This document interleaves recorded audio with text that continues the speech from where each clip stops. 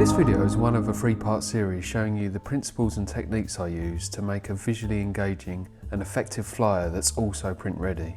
This video shows you how to design a flyer in Photoshop. If you want to skip to how to design the flyer in Illustrator or just a general overview about design and print, please use the available links here or listed below. To create the flyer in Photoshop, go to File, New. I'm going to set up a new document. So I'm set up for A5 here, so I've got 154mm wide by 216 high. That includes the bleed, explained in the first video, and resolution 300 pixels per inch. And we're going to make sure it's on CMYK, not RGB. And OK that, so create. And there's our blank canvas. Now I'm going to set up my guides. So new guide layout. I'm going to add 3 mils to each section there for my bleed, and then to set up my inner space that I want to work with, I always like to leave a centimetre gap around the edge of a design so no text goes within a centimetre of the edge, but you can go to as little as 3 mil without risking it being cut off. So I go for 2 columns and 2 rows, and then the gutter I make that the size that I want my text to sit in. So in this case it's going to be 128mm, that's 148 for A5 minus 2 lots of 1 centimetre off each side, and for the top and bottom that's going to be 190. Okay, and I can see what I'm working to now. So now I'm going to place all the images that I want on the flyer, and I'll show you one example and then I'll fast forward to when everything's in there. So you go to File, Place Embedded, and then navigate to your image you want and press place, and then just hit return. Okay, so it's placed the image on a new layer and it's placed it in as a smart object. That's really good. Smart object shown with this little symbol in the thumbnail, and if you double click on that it will take you off to the high res version of that image. So no matter what you do to it within your flyer design, if you make it really small, you can always double click and go back and it will preserve the quality of this image at this size, so you can make any changes to the higher resolution image. So I've added all my images into the flyer now, and you can see for every image it's created a new layer. And just a word on some of these images are vectors, so usually a .eps file or a .ai file for Illustrator. And when you click on the thumbnail for these images, they will want to go and open up a new program. So I think as a default, EPS tries to open in preview. Now that's no good to us because you can't edit it. Ideally you want it to open in Illustrator if you've got Illustrator, or to open in Photoshop if you haven't got Illustrator. So the way to get around that is if you open up Finder, find your original file, just right click on it or control click, go to Get Info, and you see on this drop down menu here it says Open With, and I've already changed mine to Illustrator. And I think by default it wants to open in preview. Yeah, and if you haven't got Illustrator, go to Photoshop and then click Change All, and it will treat all the files, like all the EPS files, in the same way. So now we've done a bit of work on this, it's probably a good time to save the document. So File, Save As, and we'll just call this Cat Flyer for now. Okay, so my next move now is I'm going to roughly position these images so I know exactly how much room I've got for the text that's going on this flyer. So I know the cat is going to be my main image for this. So I'm going to press Command T or Control T if you're on a PC and just reduce it down slightly. It's still going to be quite big, and roughly speaking it's going to be about there. And then I'm just going to move this image above.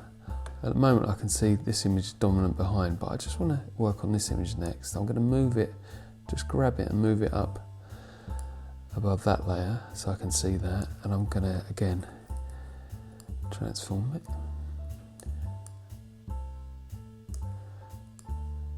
And I want to see both people and the dog. This one's going to go about here, and this one I'm going to put in a roundel. So I'm going to create a round shape. So if you go to your shape tool, and you can see you've got options here, but mine's already on ellipse. and I've got fill colour, solid black and no stroke, so that's fine. And if I click and hold the mouse, you can see I can create any type of ellipse. Now if I press shift, that's going to make a perfect circle, and I'm going to want to crop that about there, and just hit return. Now I'm going to put that circle under the image. I'm going to click on the layer over in this dead space here, drag it down until you see these blue lines, and put it under the image. Now on the image, I'm going to right click or control click on the layer, and I'm going to come down to create clipping mask, and now you can see that's contained within a circle. And what I'm going to do is just select both of those layers and link them. So now if I go on my selection tool and I move it, they move together. So next thing I want to work on is this image here. And for this side, I just want this vet and this dog to appear. And actually I'm going to make that a little bit larger. He's going to sit roughly about there, I think. Just hit return. So I know I want the cat to be the dominant image in this flyer, so I'm going to knock this one right back. So I'm going to just go up to opacity, bring it right down to, I don't know, maybe 25. Yep, that looks fine, I think. Now you can see at the moment we've got all this kind of this space here that I don't really want to see. You can just see the top of these people's heads and this harsh line. So what I'm going to do on this one is create a layer mask. So if I click, I've got the layer selected, and I'm just going to click this little icon here, and you can see it brings up another thumbnail next to it. Now you can see you can select each thumbnail. So I'm going to select the mask thumbnail, and now if I brush it over this image in black, black will basically represent the part of the image that I don't want to see, and white is what I do want to see. So if I just start brushing and release the mouse, you can see on the thumbnail now, this black area is the bit you can't see now. So if I just carry on, got rid of those people. Okay, and the good thing about using layer masks, I mean, if we were just deleting the object itself, we wouldn't be able to kind of go back and edit it much later. So the beauty of a mask is, you can see there, I've probably overdone it a bit, getting rid of the guy. So what I'm going to do is just go make my brush smaller using the square brackets on my keyboard, so you can go up or down. And I'm just going to go back in with the white brush, so I'm going to change to white and just sort of brush him in a bit more. Okay, so I'm happy with that. I'm happy with the position of those images. Now let's change these vector images. The logo, actually let's move this QR code down and out of the way.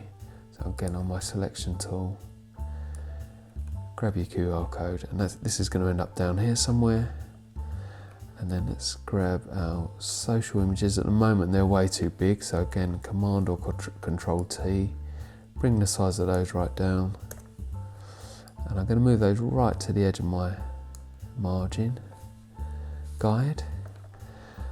Okay, so I'm going to fine tune those later. And now let's have a look at our logo. I know I've got, so the logo, oh, hang on a minute, I've got two layers selected. Just undo that, Control or Command Z. And I'm just going to click off the logo, that layer, and then back on that layer.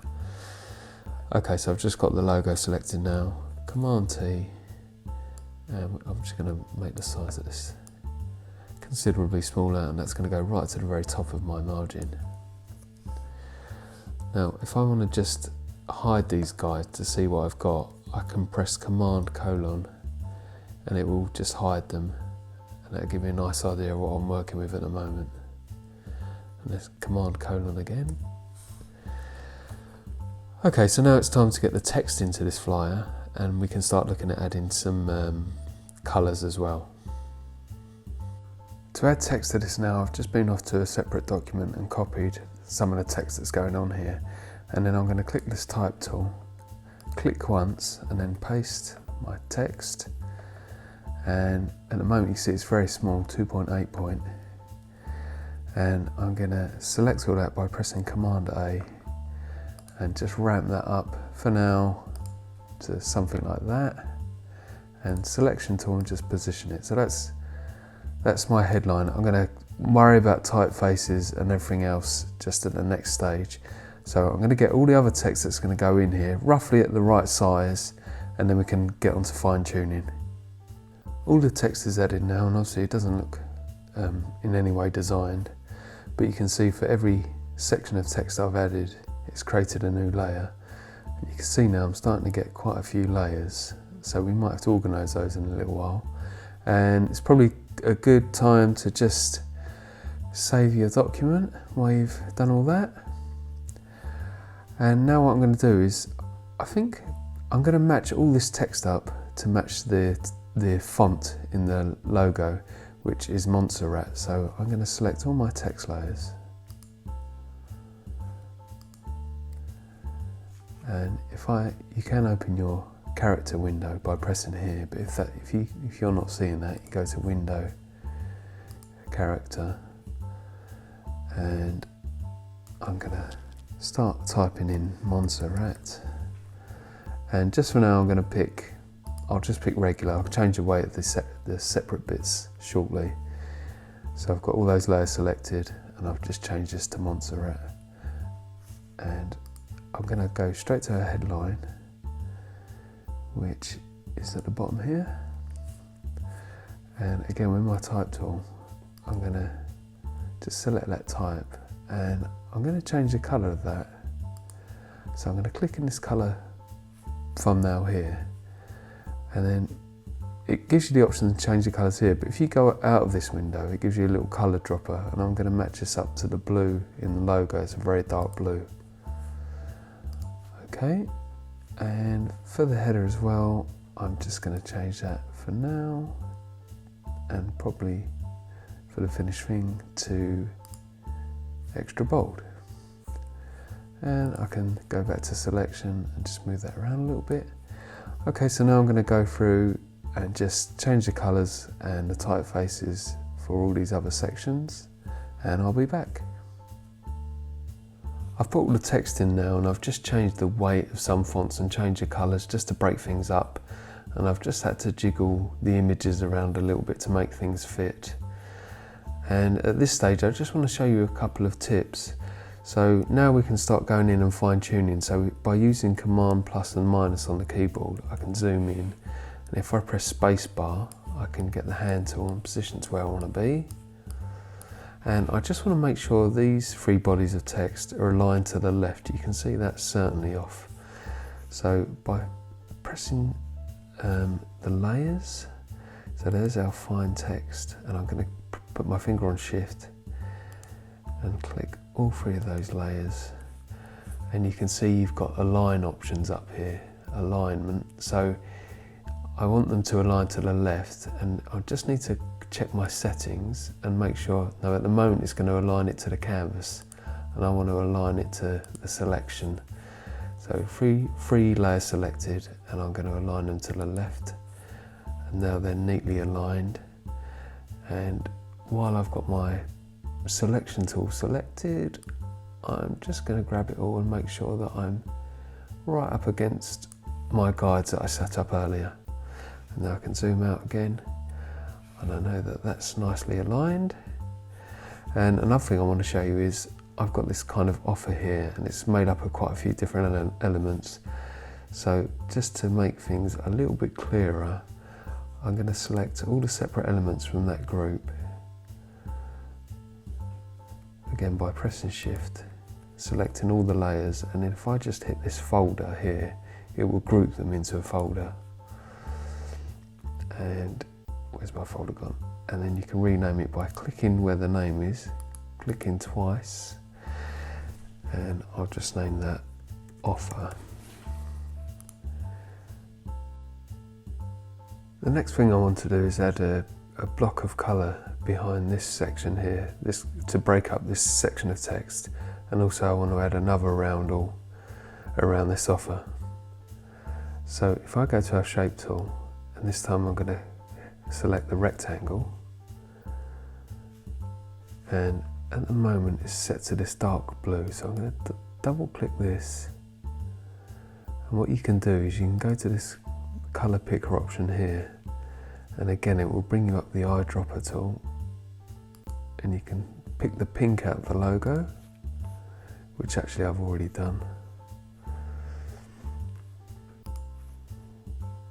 and I'm going to just click down and then keep my finger on the button and draw out a rectangle, and when I release it,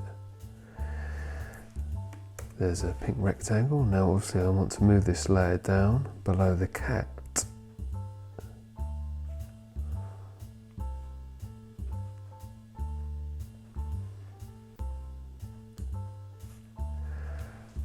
There you go, and again I'm going to just zoom in so I can get this nicely aligned.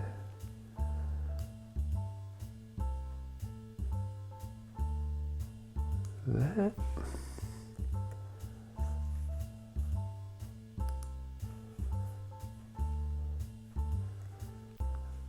And you can see that it's created a nice section now. And I'm just going to hide my guides for a look and actually take the opportunity again to save my file.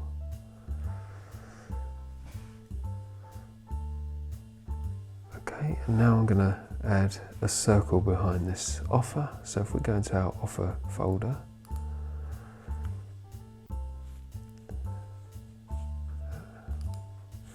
and I'm going to go back to an ellipse tool. It's going to be something like that, and I'm just going to show my guides again. Okay, and I think for this one, because there's a chance I think I'm going to put this offer down so it crosses over this pink area, I think for this one I'm going to use this blue, kind of bluey grey colour here, which I colour dropped out of the cat's eye. So I'm going to match that to that. So again, colour picker, and I'll make sure it matches the text. Okay, and I don't want that, it's showing a red outline there. If I hit return, I think that might disappear. Yep, okay. And, oh, I've just put the ellipse above the 10, so I'm going to move that down. Okay, so now I think I just want to have a look at the colour of some of these pieces of text, just to break things up further. I might change this to white, or maybe this line to white, just to break things up again another stage. I've just changed the offer and the web address to white, just to add some emphasis to those, and also just for a bit of differentiation, I've changed the social icons to white as well. So if you can hide the guides now, you're getting a good idea. It's getting pretty close. I think I just want to add further emphasis to that offer, and also just change the position of that as well. So I'm just going to select those images.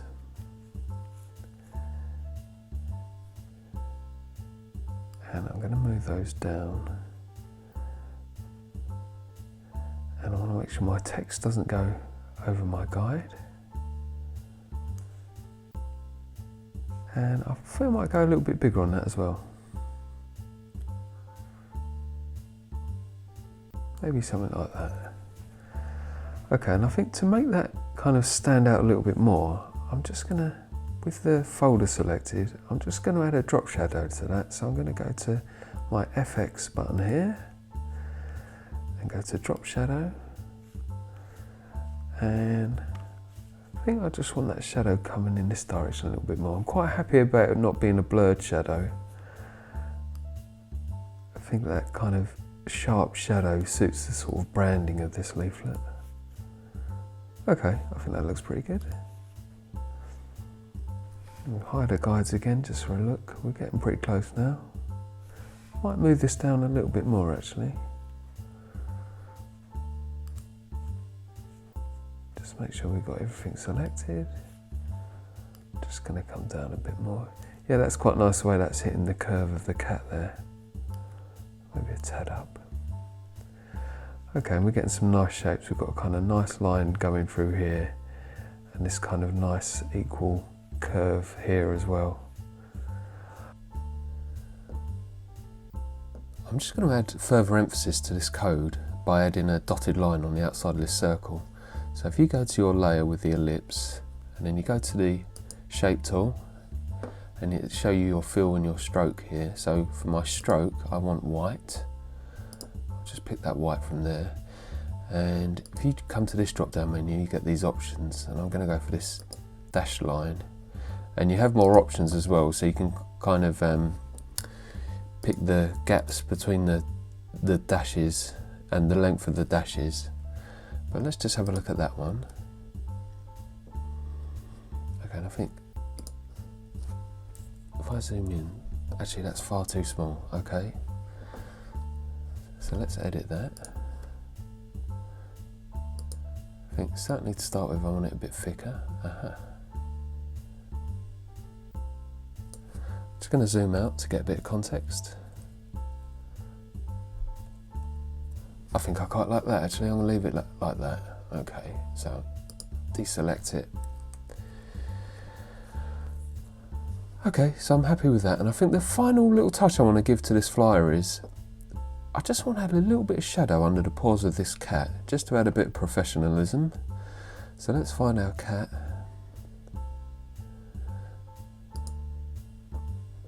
I probably could have named these layers better actually. And I'm going to make a new layer. I'll call this paw shadow. And I'm going to put that beneath the cat. And I'm literally, for this one, I'm just going to brush this in. So I've got a dark brush. I'm going to make my brush smaller. Actually, it's a bit too large. I'm going to go a bit smaller still. I might even harden the brush a little bit actually, just a little bit. That'll just give it a slightly harder edge. And I'm just going to add this little bit of shadow, like that. Nothing more than that, and I'm just going to knock it back a little bit with the opacity. And I'll show you the difference that makes. So if I'm happy with that. And then if I just hide it, you see how that's quite harsh without the shadow, and it looks a bit cut out. When you add the shadow, it integrates the cat into the design a lot more. So I think I've got a design there that I'm completely happy with now, and I'm going to just hide my guides, and I'm going to make my final save. So I'm saving the PSD file, and now I'm going to go to File, Save As, and to get it ready for print, we're just going to save it as a PDF.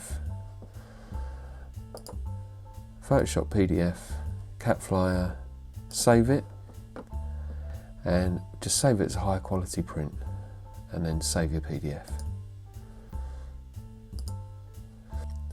So you've saved your PSD file, and you've also now got the PDF. It's important you do that last save on the PSD file, because if you saved it as a PDF and then you wanted to go back to the PSD and make changes, you might find you didn't add that dotted line or the shadow under the paws before you saved it. Hope that's been helpful. Don't forget to check out the other 2 videos in the series, and we'll see you for the next one.